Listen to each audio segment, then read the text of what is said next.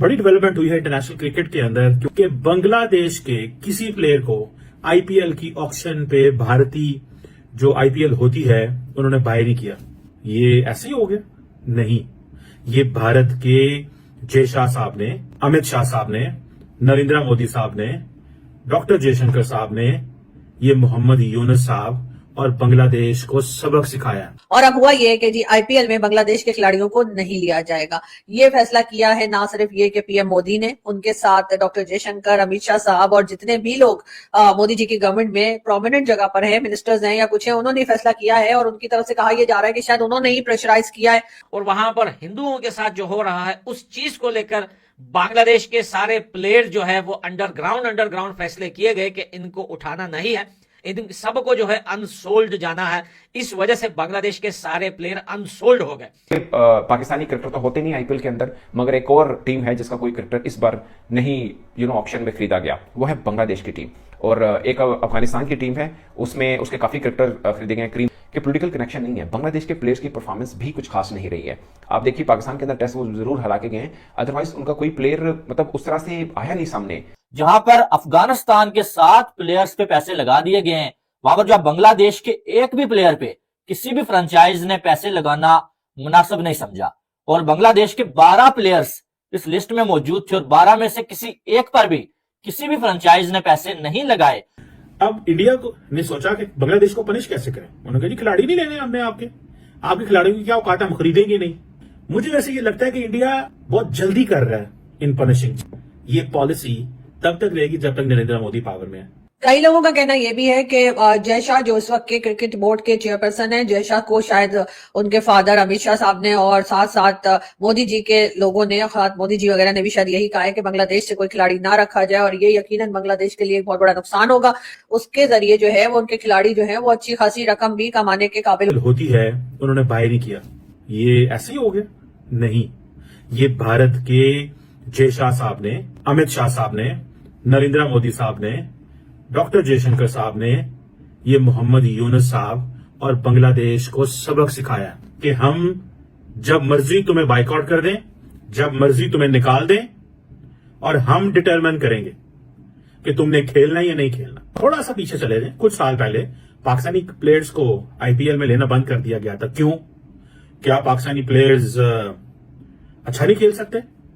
क्या अच्छे बैट्समैन नहीं है, अच्छे बॉलर नहीं है, अच्छी फील्डिंग नहीं करते, ग्लोबल रैंकिंग में नाम नहीं है?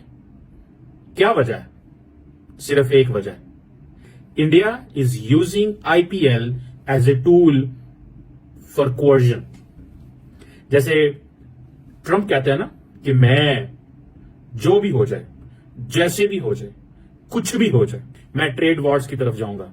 सो it means they are using trade as an instrument to change the behaviors of other nations. Narendra Modi wants to use cricket as an instrument to change the behavior of Pakistan and now Bangladesh. कि नरेंद्र मोदी साहब जो हैं वो अब ये महसूस करते हैं this is the time to punish Bangladesh.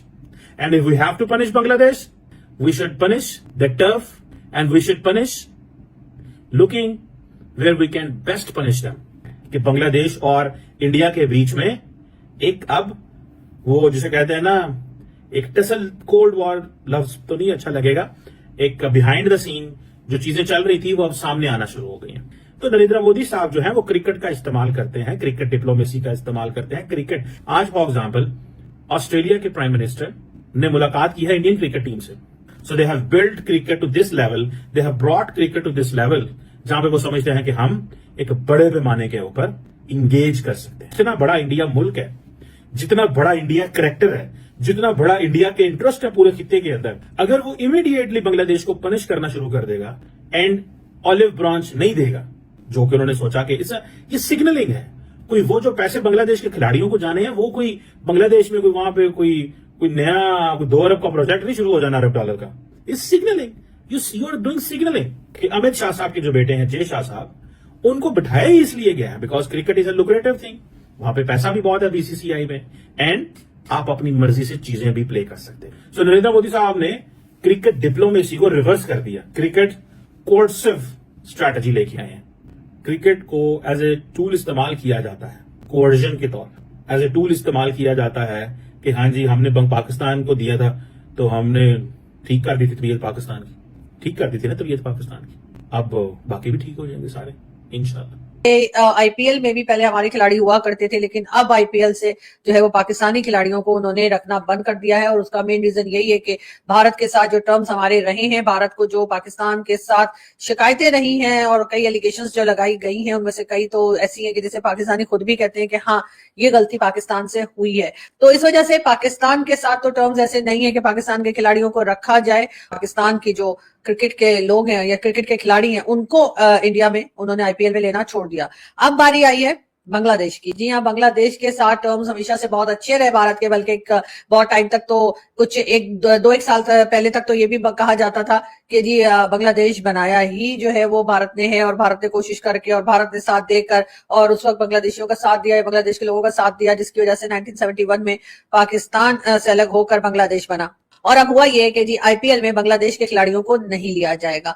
ये फैसला किया है ना सिर्फ ये कि पीएम मोदी ने, उनके साथ डॉक्टर जयशंकर, अमित शाह साहब और जितने भी लोग मोदी जी की गवर्नमेंट में प्रोमिनेंट जगह पर है, मिनिस्टर्स हैं या कुछ है, उन्होंने फैसला किया है। और उनकी तरफ से कहा यह जा रहा है कि शायद उन्होंने ही प्रेशराइज किया है अपनी जो उनके यहाँ की यानी क्रिकेट टीम के जो हेड है या समझे क्रिकेट बोर्ड के जो हेड है अमित शाह साहब के बेटे, उनको शायद ये कहा गया है कि आपने बांग्लादेश की टीम को नहीं लेना, या बांग्लादेश की टीम में से या खिलाड़ियों में से, क्रिकेटर्स में से किसी को नहीं लेना। और इस तरह से करके शायद भारत जो है वो एक तरह से बांग्लादेश को सजा दे रहा है, उसको उनको पनिश कर रहा है, या उनको ये बता रहा है कि जी अब वो जो सारे मजे आपके लगे हुए थे शेख हसीना के साथ, कि आप आईपीएल में भी आ रहे थे और बाकी चीजों में भी आ रहे थे, गौतम अडानी भी कुछ नहीं कह रहे थे और इलेक्ट्रिसिटी भी आप इस्तेमाल कर रहे थे, तो वो सारे के सारे मजे जो हैं या वो सारे के सारे फायदे जो हैं वो अब रोक दिए जाएंगे। और अब आईपीएल में जैसे कि सभी जानते हैं कि अमित शाह जी के बेटे जो हैं वो जी आईपीएल या क्रिकेट बोर्ड के जो चेयरपर्सन है वही हैं।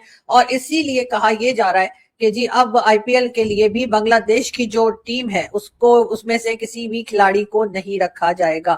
यानी कि ये एक काफी बड़ा नुकसान जो है स्ट्रिक्टली जो है वो भारत काम कर रहा है, और भारत इतनी आसानी से बांग्लादेश में जो कुछ हो रहा है मेरे ख्याल है उसको होता हुआ नहीं देखेगा। और कहीं ना कहीं हर जगह से ऐसा कुछ किया जाएगा जिससे कि बांग्लादेश को ये एहसास हो या बांग्लादेश की गवर्नमेंट को ये एहसास हो कि वो क्या गलत कर रहे हैं बांग्लादेश में रहने वाले हिंदू फैमिलीज के साथ। और यही वजह है कि पहले हमने पाकिस्तान और अब हमने देखा कि बांग्लादेश के साथ भी तकरीबन वही पॉलिसी जो है वो फॉलो की जा रही है कि जी आप अगर वहां पर रहने वाले, बांग्लादेश में रहने वाले जो हिंदू फैमिलीज हैं, अगर आप उनके साथ गलत करेंगे, अगर आप उन्हें परेशान करेंगे, तंग करेंगे, आप उन्हें तरह तरह से वहां से निकल जाने को कहेंगे या उन्हें वहां से भगाने की कोशिश करेंगे, कन्वर्ट करने की कोशिश की जाएगी, तो भारत जो है वो वहां पे जो हिंदू मौजूद हैं बांग्लादेश में उनके साथ रहेंगे। अभी पाकिस्तानी क्रिकेटर तो होते नहीं आईपीएल के अंदर, मगर एक और टीम है जिसका कोई क्रिकेटर इस बार नहीं ऑप्शन में खरीदा गया, वो है बांग्लादेश की टीम। और एक अफगानिस्तान की टीम है, उसमें उसके काफी क्रिकेटर खरीदे गए। करीम जन्नत उसमें है, गुरबाज है, अल्लाह गुजनफर है उसके अंदर, और फजल हक फारूकी है, बाकी राशिद खान है। अगर बाकी तकरीबन उनके जो मेन स्ट्रीम के क्रिकेटर हैं सबके सब हुए, और नूर अहमद को 10 करोड़ रुपए इंडियन रुपीस में मिले हैं। मतलब इतनी हाई प्रोफाइल के अंदर सीएसके ने उसको उठाया। पॉइंट इज कि बांग्लादेश की टीम का कोई क्रिकेटर क्यों नहीं इसके अंदर है कि पॉलिटिकल कनेक्शन नहीं है। बांग्लादेश के प्लेयर्स की परफॉर्मेंस भी कुछ खास नहीं रही है। आप देखिए पाकिस्तान के अंदर टेस्ट वो जरूर हरा के गए हैं, अदरवाइज उनका कोई प्लेयर मतलब उस तरह से आया नहीं सामने। तो मुझे लगता है कि एक दो प्लेयर हैं जो शायद आ सकते थे, पर ओवरऑल उनकी परफॉर्मेंस कुछ खास है नहीं। अब आईपीएल का स्टैंडर्ड दोस्तों हमारे चैनल को लाइक करें, सब्सक्राइब करें, हाँ कमेंट करना ना भूलें, और अपने परिवार का ख्याल रखें। जय हिंद, जय